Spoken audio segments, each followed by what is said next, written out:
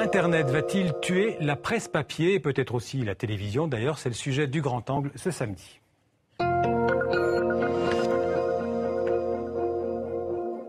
Partout dans le monde, la diffusion de l'information sur Internet fait souffrir la presse écrite. Les ventes de journaux diminuent. Souvent, les rédactions doivent licencier du personnel.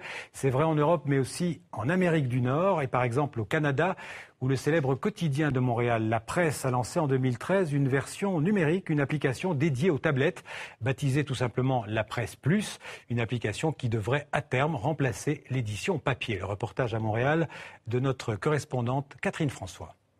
La première application que Marie-Josée Fizet a téléchargée sur son iPad a été celle de La Presse Plus.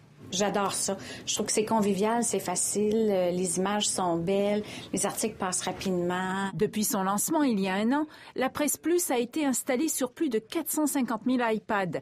C'est l'application gratuite la plus téléchargée des catégories kiosques et actualités de l'Apple Store au Canada. Et la version pour Android, qui vient d'être lancée, a été installée sur 8000 tablettes la seule journée de son lancement. On s'est fixé comme objectif d'avoir, au cours des 4-5 prochains mois, à peu près 60 000 nouveaux abonnés. Le lectorat de La Presse Plus est constitué à 58% d'adultes âgés de 25 à 54 ans, qui, en moyenne, consultent l'édition numérique 44 minutes la semaine et 73 minutes le samedi. Ce qui nous fait dire que nos abonnés sont excessivement attachés à l'application. Ils adorent le contenu, le parcours, ils le dévorent. Et c'est la même chose dans la consommation de les publicités. 68 % de nos abonnés identifient la publicité comme faisant partie du plaisir de lire. Donc la publicité interactive plaît énormément.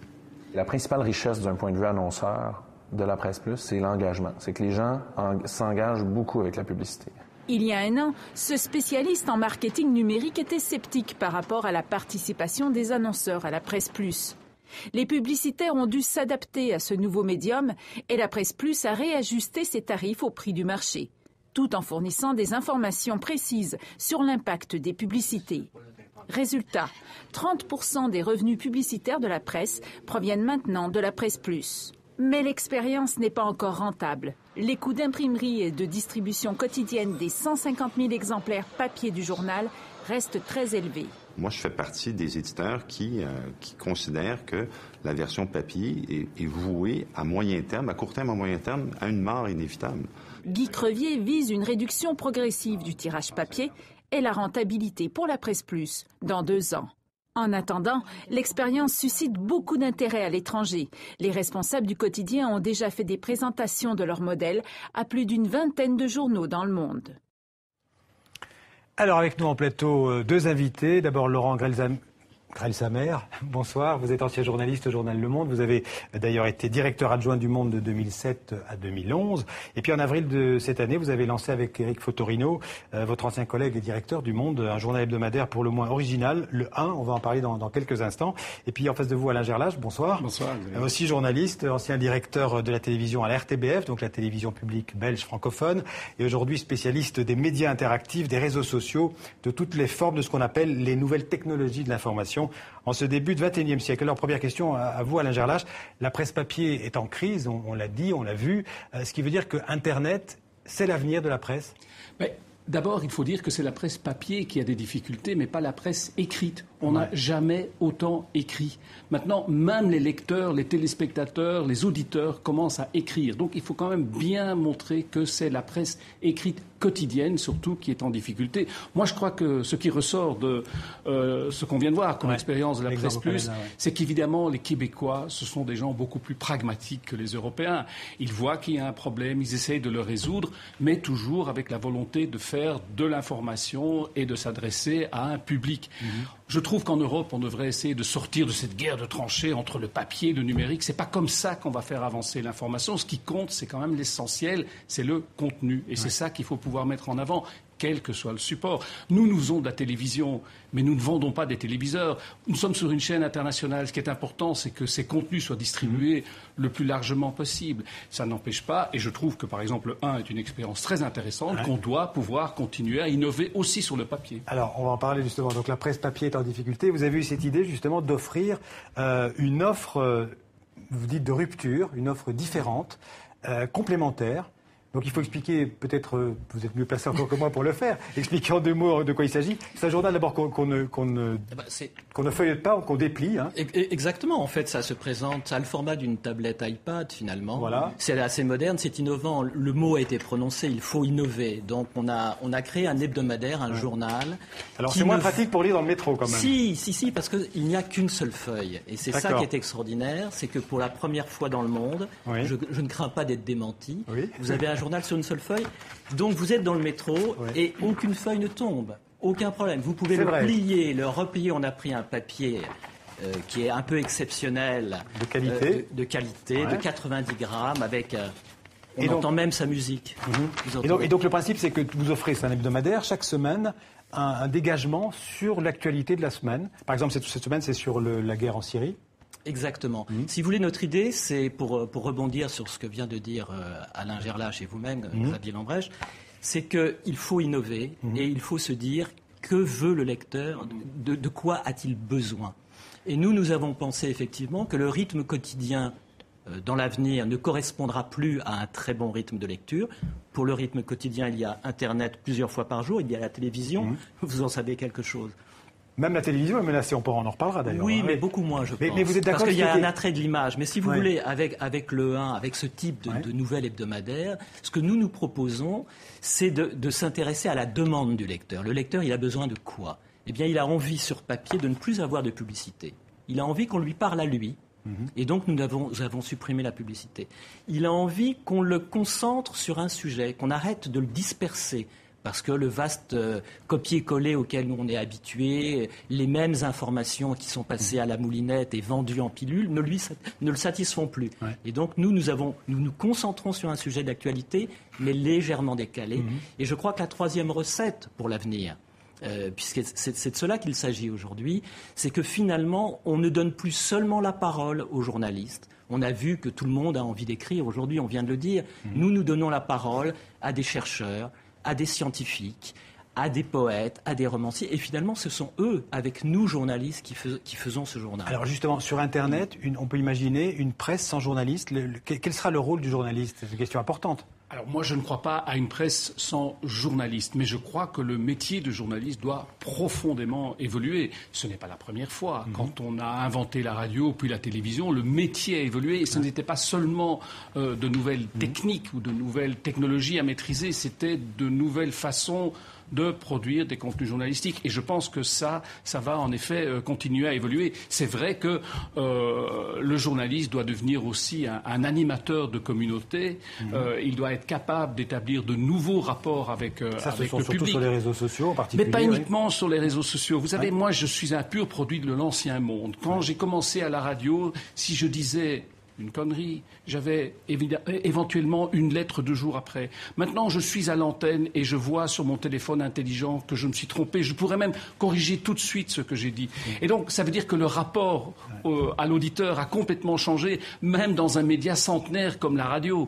Donc, je pense que ce qui est essentiel, et plutôt que de se battre... Changer dans le sens que vous venez de décrire, c'est pas nécessairement changer pour le meilleur. Mais si, parce que maintenant, la pression est encore plus forte pour être bon et pour ne pas se tromper. D'accord. En fait, à l'avenir, il y aura place pour plusieurs journalismes et pour plusieurs formes de journalistes, mais je crois surtout qu'il y aura place pour un journalisme de l'instant comme aujourd'hui, et on en a besoin, tous besoin. On éprouve fondamentalement cette envie, ce besoin d'être connecté. Ce journalisme-là, il est pour tout le monde, en fait. Il est pour tout le monde. D'accord. Mais je crois qu'on a aussi besoin d'un journalisme lent, décalé, qu'on a besoin d'un regard, pardonnez-moi le mot, il est toujours un peu dérangeant, mais un peu plus intelligent, en recherche de sens. C'est-à-dire que par rapport à un journalisme dont on s'abreuve, nous tous, en permanence, il faut, à côté, un rythme plus décalé qui va à l'essentiel. Et ce journalisme-là, je pense que le rythme de l'hebdomadaire, par exemple, peut faire l'affaire. Donc pour revenir à ce qui était dit dans le sujet, la presse quotidienne, la presse papier quotidienne, ceux-là, ils ont vraiment du souci à se faire. De mon point de vue, oui. Et je le regrette. Dans le sujet, il disait, je ne sais plus qui parlait, que pour lui, c'était mort. Quoi. Oui. Enfin, c'est mort. C'est amené dans les 10 ans à venir à mourir pour diverses raisons qui seraient trop longues d'étudier. Mais surtout, c'est un rythme, il faut faire un peu de sociologie. Le rythme du quotidien, ça a été le rythme de la presse au début du XXe siècle et à la fin du XIXe. Ça a été la grande époque du quotidien, du soir en général. Depuis, on a beaucoup évolué. Et la radio, la télévision et Internet sont là pour nous apporter maintenant ce rythme du quotidien. Donc le quotidien sur papier, lui, est très menacé. Ouais. Je crois en revanche que les revues, et on le voit avec ce qu'on appelle les MOOC, 21 au fait, ou 6 mois par exemple, 6 mois, oui. Ou encore le magazine de France Culture. Là, ces revues-là, en France en tout cas, ont un bel avenir devant elles, et certains hebdomadaires comme le nôtre, parce que nous sommes innovants, en rupture, et que c'est finalement une grande tentation pour un lecteur d'aller vers un journal qui lui parle directement. C'est aussi votre vision du journalisme, enfin pas de la journalisme, de l'état de la presse dans 30 ans, de la presse au sens large. C'est clair, il faut arrêter de se focaliser sur le support. Oui. Ce qu'il faut faire, c'est essayer d'avoir des contenus que les gens ont envie de regarder, de comprendre, de consommer, entre guillemets, qu'ils ont peut-être aussi envie d'acheter, parce que c'est quand même une contrainte essentielle qui est celle de l'économie du système. Oui, on n'a pas encore vraiment trouvé l'économie du système. Voilà, et puis on verra, tant qu'on produira des choses qui sont pertinentes et qui rencontrent le public et ses intérêts et ses envies et ses besoins, eh bien, il y aura un avenir pour un hebdo, un mensuel, peut-être même un quotidien, bien que j'en doute. Par exemple, votre hebdomadaire, il n'y a pas de publicité, vous venez de le dire. Vous le vendez à combien 2,80 €. D'accord. Et un abonnement de... Un abonnement, c'est 79 €. Donc c'est quand même, ça reste des prix modiques pour la presse. Ouais. Cela dit, je pense qu'on est dans le sujet qu'on a vu au Canada. Le patron de la presse est sur le fil du rasoir, parce que lui-même explique tout de même qu'il ne croit pas au papier, il n'y croit plus, et en même temps, il reconnaît qu'il n'a pas trouvé le modèle économique pour la tablette et qu'il ne l'espère qu'à échéance de 2 ans. C'est de l'ordre du pari. C'est de l'ordre du pari. Donc l'équilibre général de son entreprise, où il y a encore du papier à imprimer, à distribuer, etc. Si on passe au tout numérique, comment l'économie se fait? Ce n'est pas exclu qu'à ce moment-là, ça puisse devenir une activité rentable. On peut aussi penser à l'avenir. Moi, j'aimerais insister sur ce point, qu'il y a peut-être une bulle Internet. On en a connu une en 2000.